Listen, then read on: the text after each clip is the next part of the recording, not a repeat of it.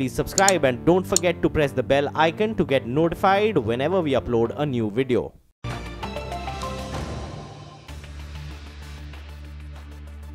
This evening, in an unprecedented move today, 4 top judges of the Supreme Court, the senior mosts after the Chief Justice of India, held a press conference to complain about the functioning of the country's top court. Justice Kurian, Justice Gogoi and Justice Lokur, led by Justice Chelameshwar, did not hold back their punches and alleged that the democracy is in danger. The press conference was held at the residence of Justice Chelameshwar. They accused the Chief Justice of allocating specific cases to benches of his preference. The judges claimed that they went to the Chief Justice this morning with a specific request and that was denied. And so they claimed there was no choice left but to hold this press conference.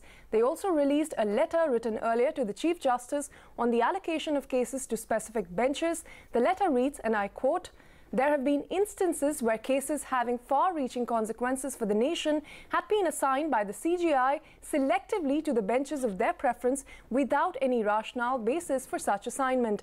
This must be guarded against all costs." End quote. Defending the decision to openly rebel against the Chief Justice, Justice Chelameshwar asserted that they had a responsibility to the institution and to the nation. An extraordinary event in the history of this institution of judiciary. It is with no pleasure in our hearts we were compelled to take this decision to call for a press conference. For some time, the administration of the Supreme Court is not in order. There are many things which are less than desirable which have happened. We try to collectively persuade the Chief Justice that certain things are not in order, therefore he should take remedial measures. Unfortunately, our efforts failed.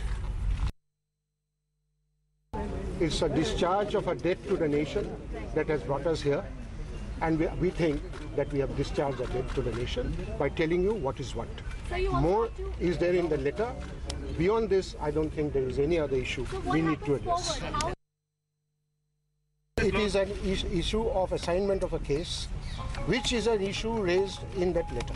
So was the this is about lawyers thing? Is it about Yes. Now, taking that story forward, our correspondent Ashmit Kumar, who was at the venue this morning, sent us this report on the significance of this press conference. So extremely high on symbolism as far as this press conference is concerned, and certainly unprecedented. We've never before seen 4 senior judges of the Apex Court come together and then voice their concern about the functioning of the judiciary itself. Judges more often than not voice their concerns through internal mechanisms, but that is essentially what these 4 judges have done. They said that they did try to raise these concerns, they tried to red flag various issues before the Chief Justice of India, but there was just no action. Now also keep in mind that these 4 judges are all a part of the collegium, the Supreme Court collegium, the highest body as far as the Supreme Court is concerned, consists of the 5 senior most judges. This here, right here, was this entire strength of the collegium minus the Chief Justice of India. The concerns that they've raised essentially are to do with assignment of cases, essentially are to do with how the administrative matters, how the internal functioning of the Apex Court is done at the hands of the Chief Justice of India. For now, what appears to have been the tipping point was the assignment of the Justice Loya case. There was an application, 2 petitions indeed that were filed, which raised questions about the death under quote-unquote mysterious circumstances of Justice Loya, and had sought a Supreme Court appointed probe. Now it is the assignment of that particular case that has raised concerns. In fact, though not specifically mentioned, but the broad concern that the letter seems to have expressed is that the allotment of these cases, the assignment of cases by the Chief Justice of India, is an arbitrary exercise, is based on preferential preferential treatment of judges, and that appears to be the core concern here. Nonetheless, big issue being highlighted here, that there is internal rift on being asked a very pointed question on whether this is a protest, whether this can be read as construed as perhaps a case of mutiny by the 4 judges. Well, to that, they pointed out very clearly that all they want to do is bring the nation abreast with what the functioning of the highest court of the land is like, but nothing more, nothing less, not saying anything to the effect of whether or not this can be construed as a protest. All eyes now, however, importantly, on the Chief Justice of India and how he chooses to respond to this internal crisis, credibility crisis, one may call it. What's also important is that the Chief Justice of India, very shortly, minutes away now, will be meeting the Attorney General of India to get an assessment of how things stand as of today. But clearly, an unprecedented move, the 4 senior judges coming out in what appears to be clearly a case of protest as far as the functioning in the apex court is concerned. Back to you. All right, that was Ashmit reporting on the significance of that press conference held this morning. But reactions, as we said, are pouring in from the legal community. Hear out what some of the retired judges and legal luminaries had to say about the row that has erupted today. It's not as if this problem is for the first time it is in the judiciary. It was there earlier, but we weighed it, which is right and which is wrong. Should I go to the media and destroy the people's confidence in the judiciary, or find a solution to that problem? Previously, we did find a solution to those problems and then kept the judiciary out of public controversy. I am so pained at the outcome of this thing. We have all had differences with each other over various matters. They can be judicial, they can be administrative. But never have I ever envisaged that we start going to the press for things like this. It is their complaint against administrative defaults. All right, the administrative head, either he agrees with them or he does not agree with them. But he is not bound to agree with everybody. There are only 4. There are about 23 others or 20 others. I think all 4 should be impeached. And they should be set out. They should be sent home.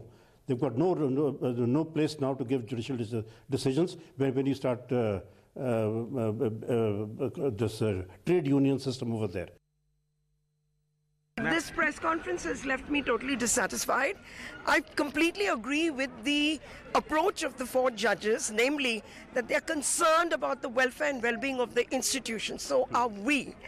And I welcome the fact that they've given a press conference. However, I have a question to ask them. What has led to the present situation? Why is there this divide between the Chief Justice on the one hand and 4 judges on the other hand? I need to know, is there an interference by the executive with the judiciary? That's the only question that really matters to the nation as a whole. Let me also just take a cue, ma'am, that this move was low on detail but high on symbolism. 4 members of the collegium are out here. They're very clear they're not calling it a protest, but nonetheless, very high on symbolism. What do you take from that? I agree with you. It's not about protests. I agree with them, rather. This is not about protest. On the symbolism, I think it's historic. It's phenomenal. It's well done. I congratulate them for having come out and become accountable to the nation, but they have not gone far enough. Just one last question. Now what falls on the Chief Justice of India? What response is now expected? The response now expected is communication. The response now expected is consensus between the 5 senior-most judges of the Supreme Court. This must happen. I am not shocked because this has been going on for the last couple of months. All of us have been talking about it. All of us have done whatever is possible within our means, but things had just gone above the head. You know, if you want to save every brick of the Supreme Court seems to be crumbling. It is high time something like this was done, and I am, even though, you know, it is historical, but to save this great institution, some action like this had to be taken. I have never seen Supreme Court so low. I've been here for over 30 years. I've never seen it is at the lowest bit today. None of us ever doubted this proposition that the Chief Justice is one amongst equals. You don't pick up cases individually and allocate it to the judges. You can't disrespect your judges. They're all equal. They're all Supreme Court judges. You can't misbehave with them like this. All right, the other top story that we're tracking at this hour is Infosys that has come out with its third quarter numbers in line with the expectations. Here's the management briefing the media on their numbers. It is a privilege for me to have this opportunity to lead Infosys. I'd like to thank Nandan and the entire board for having put their trust in me. I've been in the technology industry for several years, and I've always admired and respected what Infosys has stood for. In my first few days in this role, I've had the chance to meet with and interact with several employees here at Infosys. I have been hugely energized by them.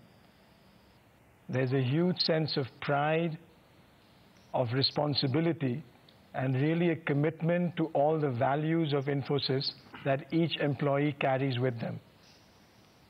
In fact, there's even a warmth that I have found that has really been there in the welcome that each employee has put forward for me.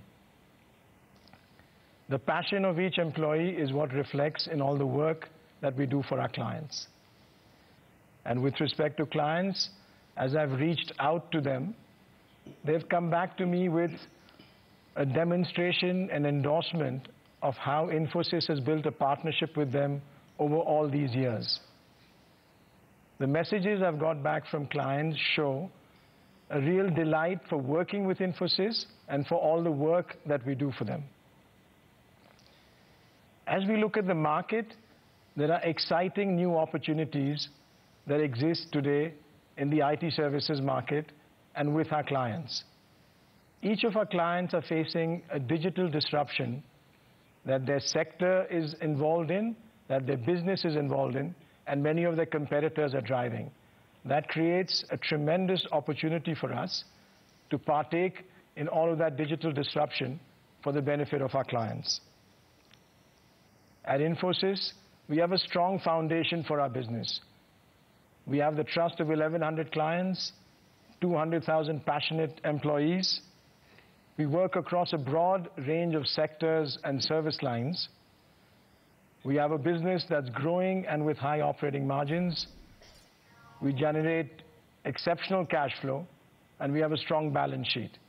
All of that builds a strong foundation for our business.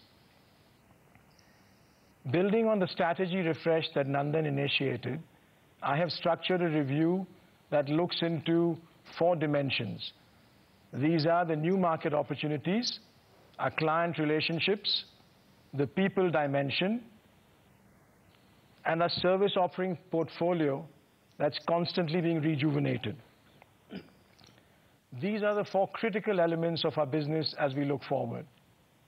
Over the next 3 months, I'm meeting with several of our clients, several of our employees, several of our partners, working with our leadership team and the board to test the assumptions in the approach and build then a comprehensive view along those 4 critical elements.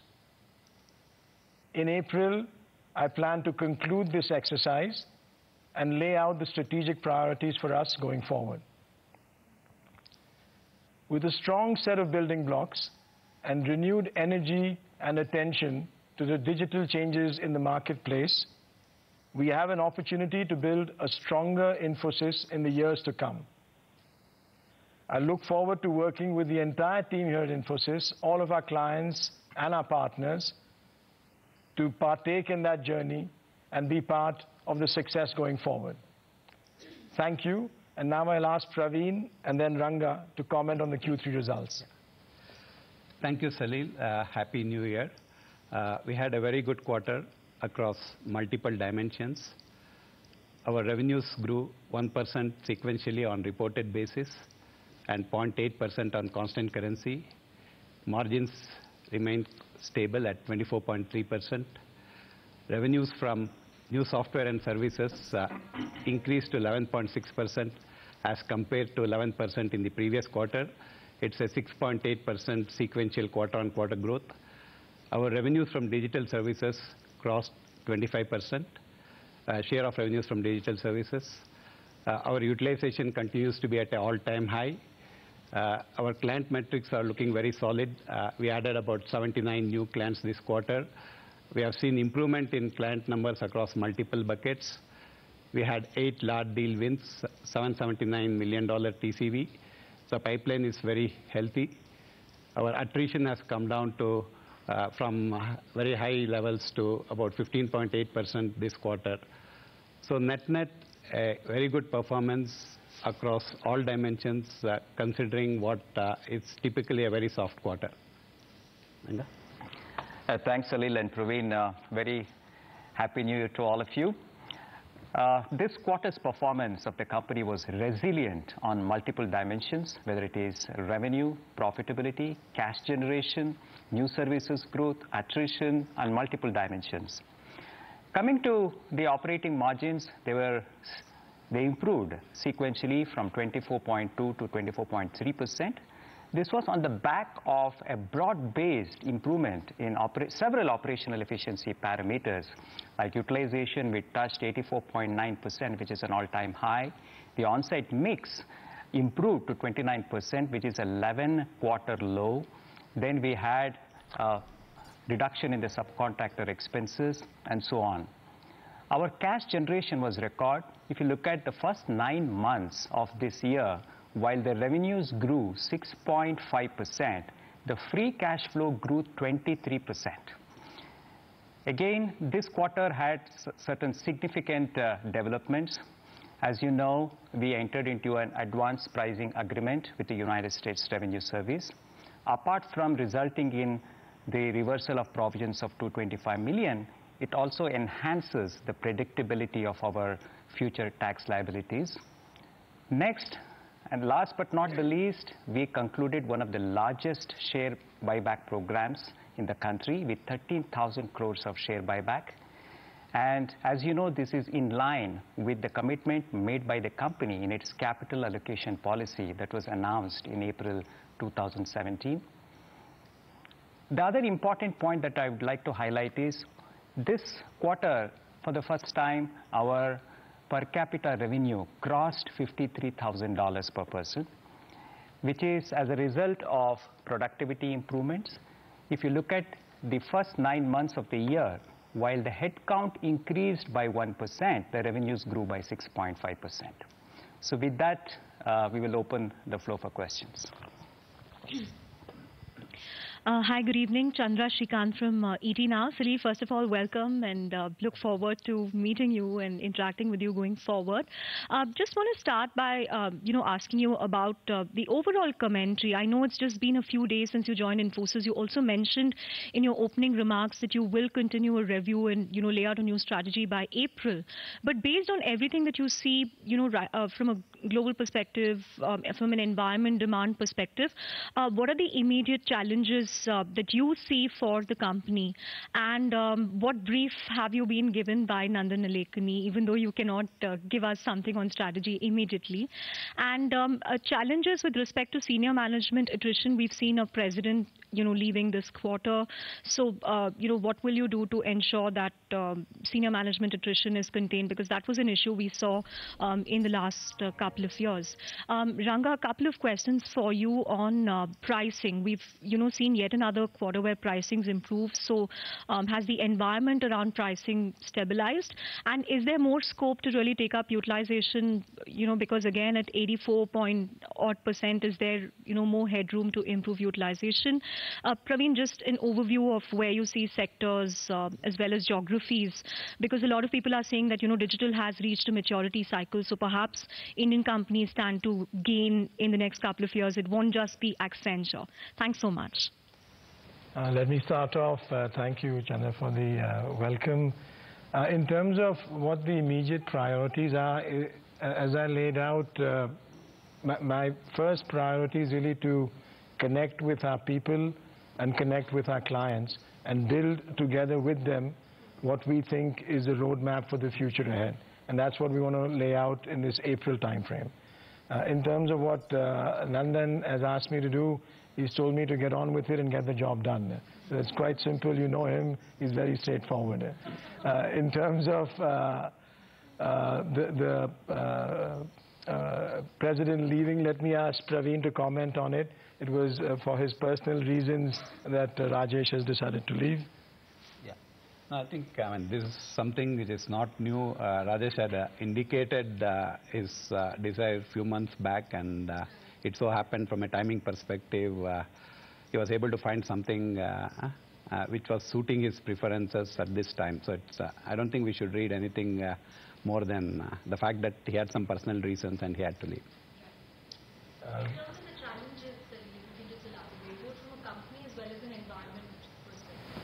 I think the environment has a tremendous set of opportunities today where there's growth in the new areas. If you look at areas of data analytics, IoT, cloud, security, digital customer experience, AI, machine learning. So there are several elements of growth. The challenge for the environment is to make sure that the business is positioned in those growth areas.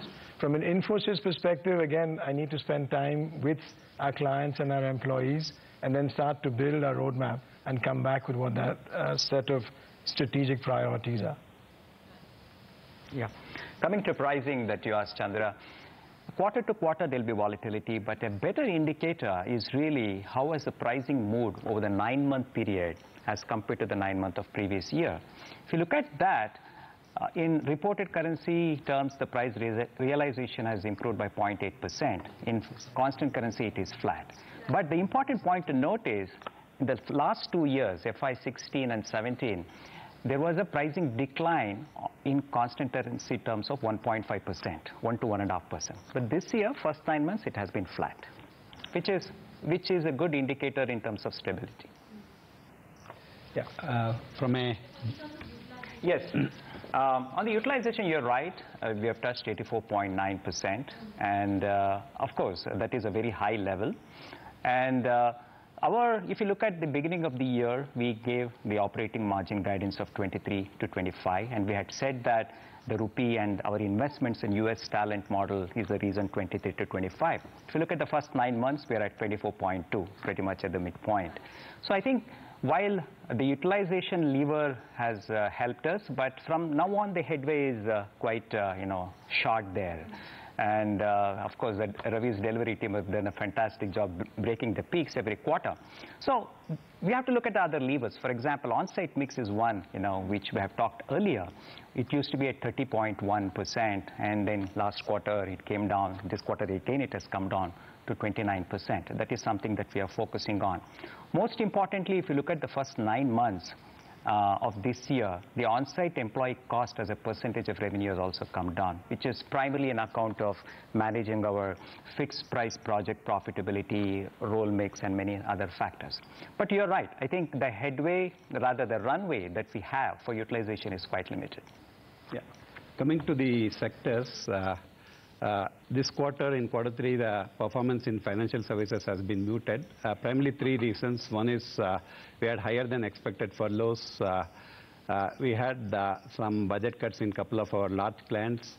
And thirdly, some of the transitions for some of the deals that we won in the last few quarters, the ramp-up was a bit on a slower side.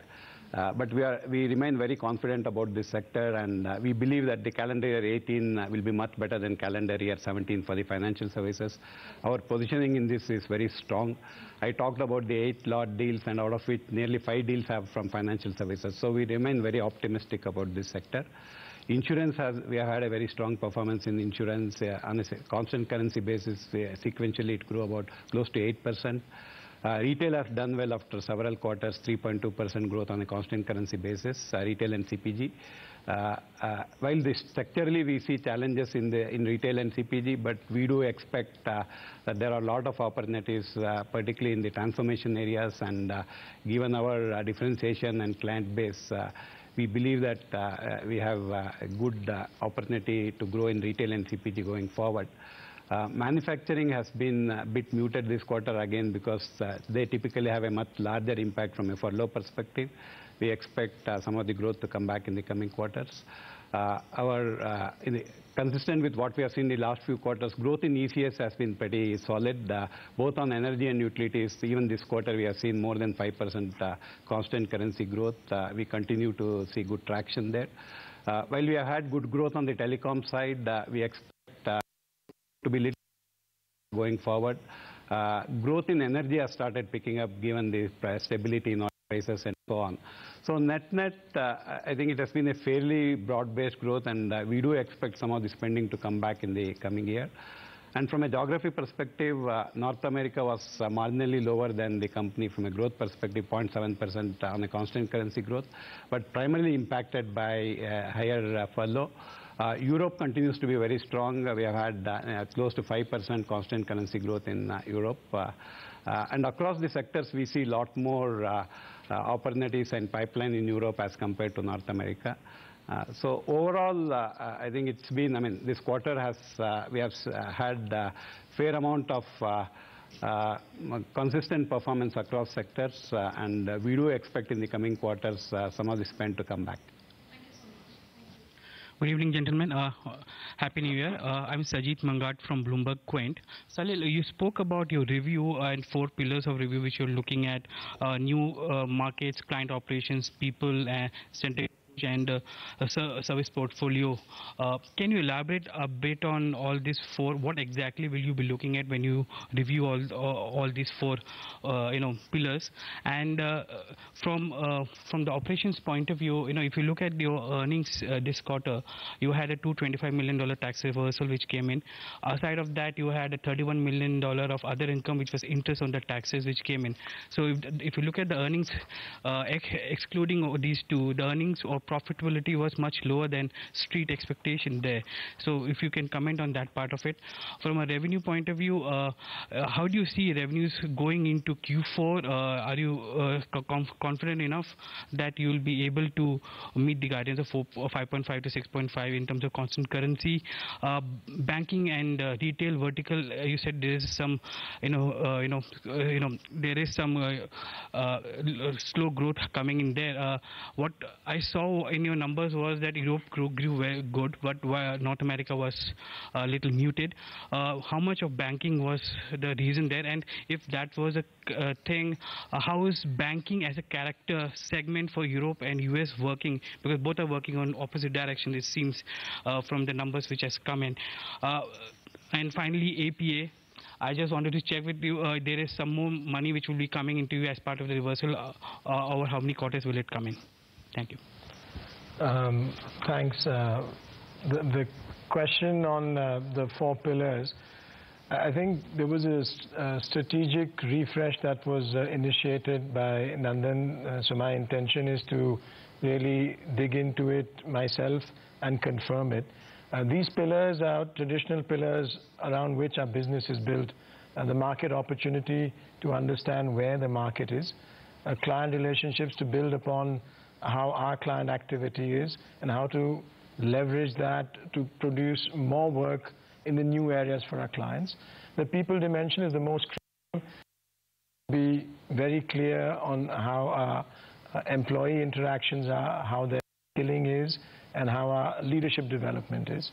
And our final dimension on the portfolio, the service offering, is again to look at how we rejuvenate that service offering vis-a-vis the market opportunities and the client needs. So those are the dimensions that we. It's more a question of making me dig into it deeper with the strategy refresh that Nandan. Time to get from our clients, our employees, and our partners, build it with the leadership team. So this is thinking around. On the earnings, I'll request Ranga to answer that from the one-off versus the non-one-off. Sure, thanks, Salil. Well, if you look at the profitability of the company, let's look at the operating margin, right? It improved sequentially. It improved to 24.3. Coming back to the net profit, the question that you had. Yes, the APA resulted in the reversal of $225 million and the other income that you talked about. If you eliminate both the effect, if you look at the EPS growth or the 9 months over 9 months, EPS grew by 7% after normalizing for these. Quarter to quarter, yes, sequentially dropped, but that is primarily an account of, this time we had a payout of $2 billion. And there is the other income and the interest income. There was a minor dip there. But overall, if you look at the 9 month over 9 month, which is the sequential growth sometimes is there will be volatile because of these pluses and minus. A more reliable and more relevant is to look at over 9 months to over 9 months, how it has moved. There the EPS growth has been 7%, whereas the revenue growth has been 6.5%, so it is ahead. How confident you are on achieving the 5.5 to 6.5? I think we have retained our guidance to 5.5 to 6.5% in constant currency. And if you look at the first 9 months of the year in terms of constant currency, we have grown at 5.6%. So I think our focus is now on the execution of Q4, as Salil and Praveen said. So we have retained our guidance. On the banking, as I mentioned earlier, in this quarter it was muted primarily as I highlighted 3 reasons: higher than expected furlough impact, budget cuts in couple of accounts, and slow ramp up of some of the deals that we had won in the previous quarter. From a Europe versus North America perspective, we see much better traction in Europe than North America.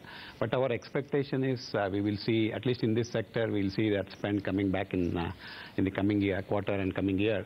And we expect calendar year 18 to be better than calendar year 17 for this sector. Together for this, we expect spend to come back, at least on the discretionary side, we expect spend to come back even in Americas for the banking sector in the coming year. And on the retail front, we have had a good quarter after several quarters. We are hopeful that the momentum and the trend will continue. But all right, that was the management of Infosys. Promised we continue to focus on the big story this evening. 4 top judges of the Supreme Court, the senior most after the Chief Justice of India, have raised some serious concerns about the functioning of the country's top court, and we have been speaking to top voices from across the spectrum to understand the implications of this development. Shireen Bhan caught up with former Supreme Court Judge Justice Ashok Kumar Ganguly and hear out what he makes of this controversy. Justice Ganguly, appreciate you joining us. What is the way forward now, sir? Because virtually this has been a public no-confidence motion that these 4 judges have presented to us today. What is the way forward for the Supreme Court from here? I think the way forward should be to develop a uniform way of administration of justice through consensus. I think the Honorable Chief Justice of India should invite his 4 brothers and maybe if necessary other judges also to find out way and means of how to administer the court properly. Because the main grievance is over selective assignment of cases. Yes. That should be stopped. There is a very legitimate cause for grievance among the judges. This can be this is a cause of grievance of everybody, the litigants, the general public, everybody, because the cases should be decided properly in a manner which inspires a sense of justice and confidence in the system. But the argument on the other side, sir, the argument on the other side is that the Chief Justice is the master of the roster.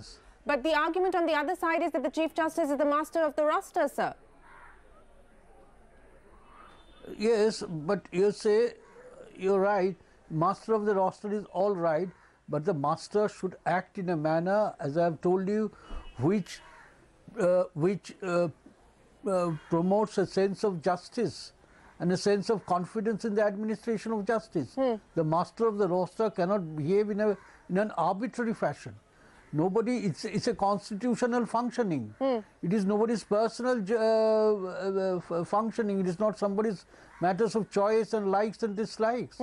It's a question of running the constitution. Right. In a manner where the cases are decided effectively and properly. So there is nothing personal about it.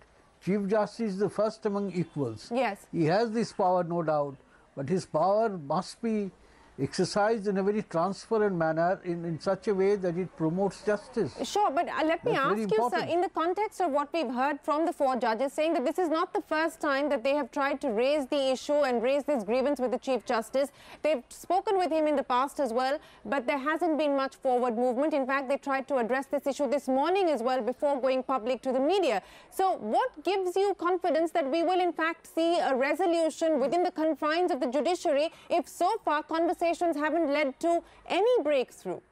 No, you see, the judges, I have heard them saying that this morning itself they went to the Honorable Chief Justice, all 4 of them, requesting him to persuade to a particular point of view. The Chief Justice refused. The Chief Justice sat with them, evolved dialogue, evolved a process of consensus. I'm sure all the judges, 4 senior most judges, were not asking the Chief Justice to do something unreasonable. But the Chief Justice must not sit on his own judgment only in these matters.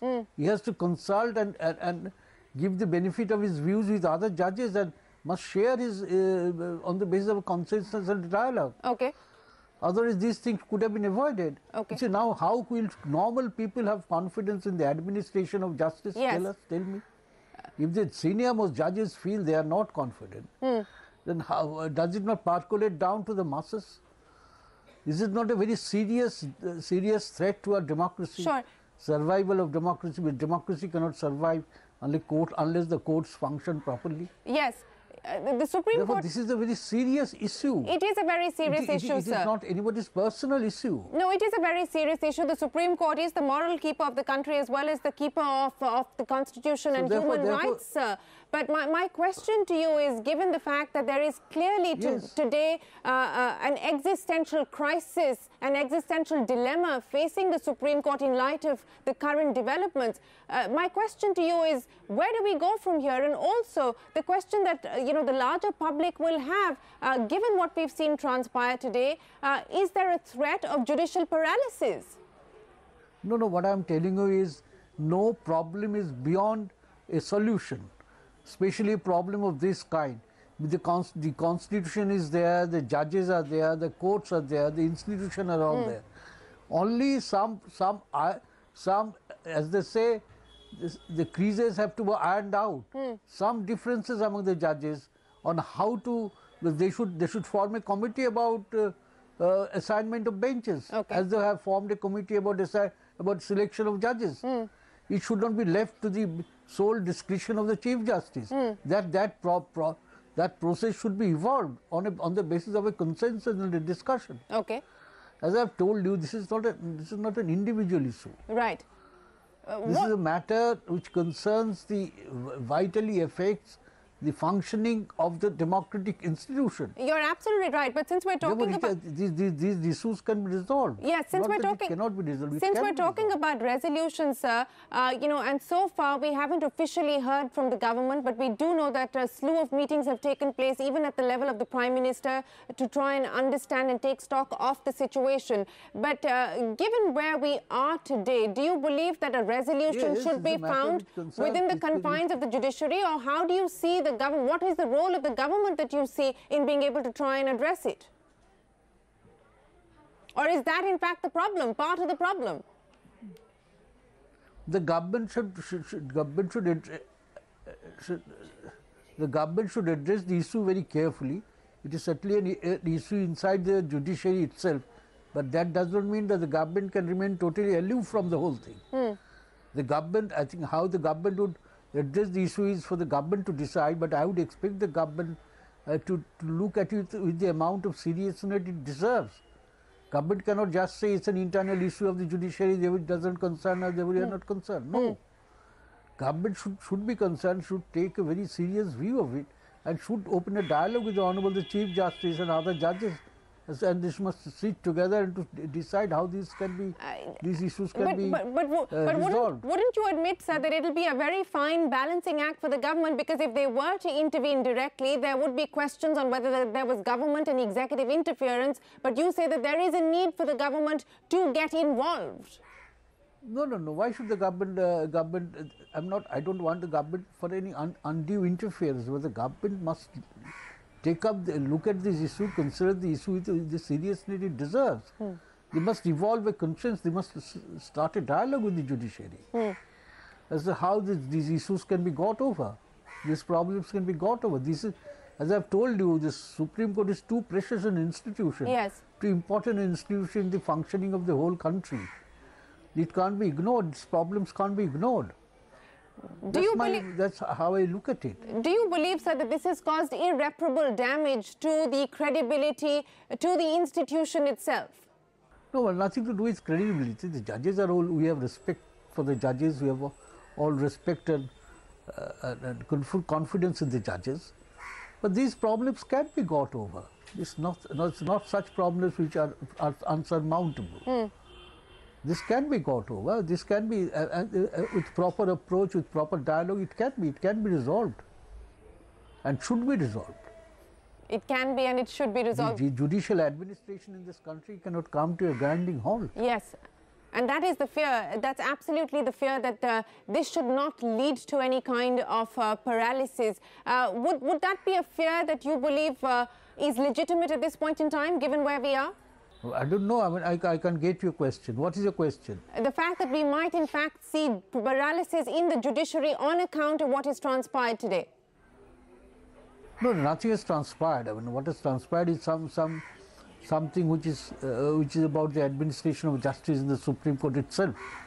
What has transpired is something very unfortunate. And this has come to an end. It must come to an end. These positions should not allow to continue for a long time. Right. The impasse must come to an end. The question is how and who will break the impasse. A committee is something that you're suggesting within the judiciary. You're saying that there should be a role for consensus and that the CJI should in fact take his brother judges into confidence. Thanks very much, Justice Ganguly, for joining us here. All right, with that, it's a wrap on this edition of After the Bell. We continue to track all of the latest developments on this